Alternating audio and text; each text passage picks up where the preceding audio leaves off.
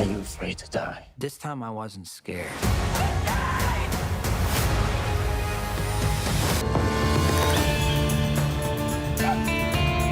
狗呀，咋跳动？我乃哪吒三太子。求求，一身正气。 From an outer space colony to a ghost town in the Gobi Desert to a modest apartment in downtown Toronto, well, this week's film show will take us to many surreal locales. And for all of that, we're joined by film critic Ben Croll. Hi, Ben. Hello. Now, first, Bong Joon-ho is sending us out into the cosmos with his latest film, the Korean director who won the Palme d'Or and the Academy Award for his comic thriller Parasite, of course, is back now with a sci-fi blockbuster led by, if I'm not mistaken, a pair of Robert Pattinsons. Tell us how this works. Well, it's actually about 20 Robert Pattinsons. You can call the film a plethora of Pattinsons.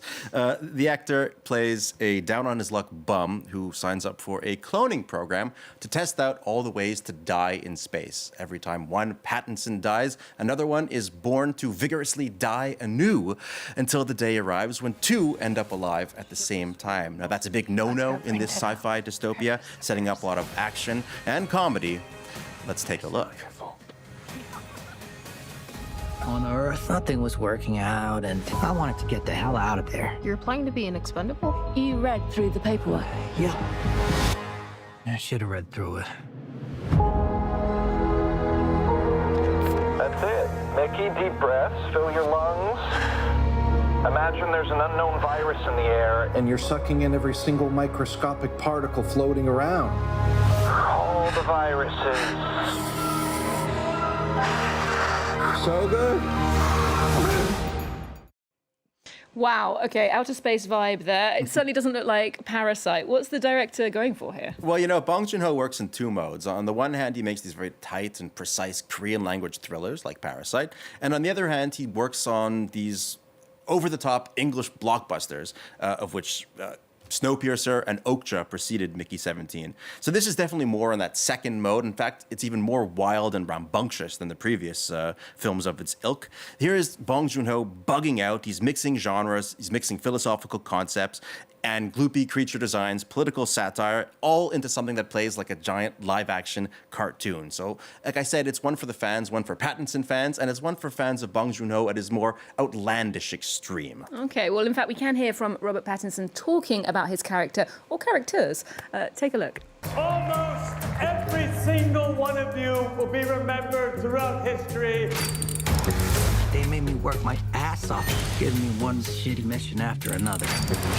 You're an expendable. You're here to be expended.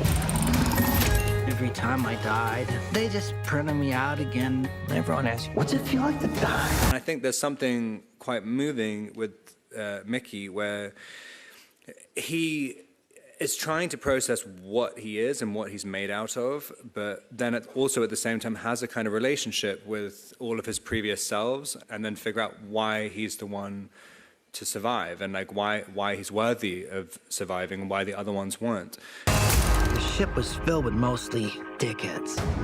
But Nasha, she's always loved me.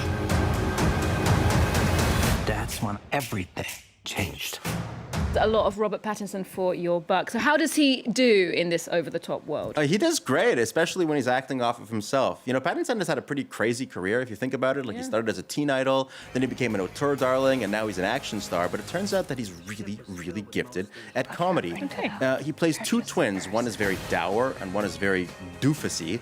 And the role is almost like something that Jim Carrey would have done in the 1990s. He's very light and elastic and goofy as two characters, but you can't really say the same for all the other actors in the film. You know, Pattinson is over the top, but the film is even more over the top than the performance, and sometimes not to the film's benefit. You know, Mark Ruffalo plays the film's villain, and he plays him as this sort of composite character of right-wing strongmen like Trump or Bolsonaro or Mussolini, but also connecting them to the long tradition of American televangelists and the kind of cheesy affect that they bring. And the whole thing is just too much. Like, every time like Ruffalo shows up on screen, you just sort of like hold on to your seat and you're like, okay, breathe, it's gonna be over soon. This ham has to stop at some point. Okay, so definitely over the top. Well, moving on to our next release, something very different now. Guan Hu's Black Dog arrives on French screens after winning the Un Certain Regard Prize at the Cannes Film Festival. So what do you think? Did the Cannes jury make the right choice with that award then? Oh, yeah, 100%. And it's funny because the film kind of flips what we were talking about with Bong Joon-ho. Like, the director, Guan Hu, is one of China's most successful blockbuster directors. Oh, okay. His last film was this war drama called The 800. It was the second most successful film worldwide the year it came out. And now here he's taking that blockbuster style and he's applying it to something more stripped down, more artful and arty and art housey. It's an intimate drama about an ex-con who can only really reintegrate into the world through his relationship with a dog. Let's take a look. 开始针尖找奥兰德。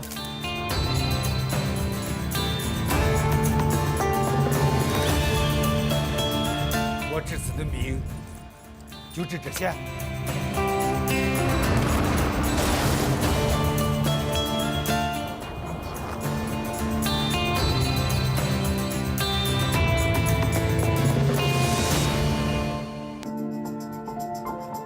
Her name's Xiaoxing, and she is my star. She's the main character in the movie.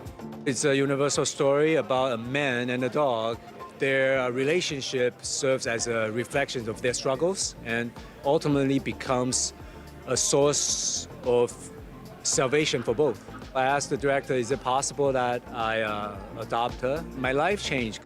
That's a cute dog. But the film itself looks quite moody, evocative, right? It is both a cute dog and a moody film, and the mood is very much the point. You know, Black Dog is a little bit of a film noir, it's a little bit of a Western, it follows a strong and silent type going up against gangsters that still hold a grudge, but all of those narrative elements really take a back seat to the visuals, to the style that the filmmaker sort of gives this film. He's shot in a real town in the Gobi Desert, and he captures this ghost town that's overrun by wild animals.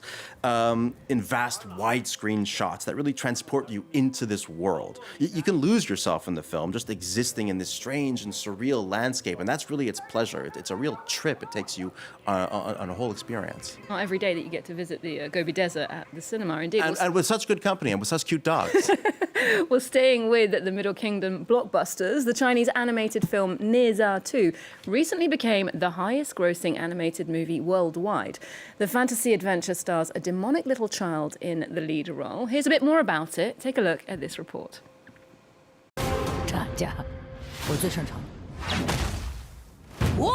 Dazzling audiences with its dramatic fight scenes, cutting-edge special effects, and quirky take on Chinese mythology. Neza 2 has become a movie phenomenon both at home and abroad.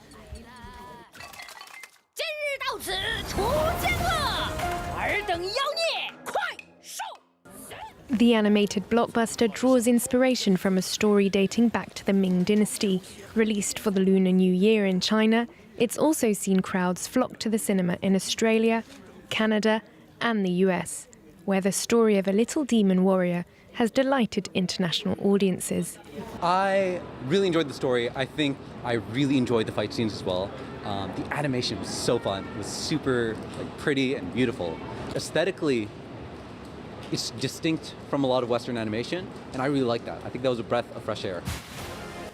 Neza 2 also highlights the Chinese film industry's technical expertise in special effects, corralling a production crew of 4,000 people.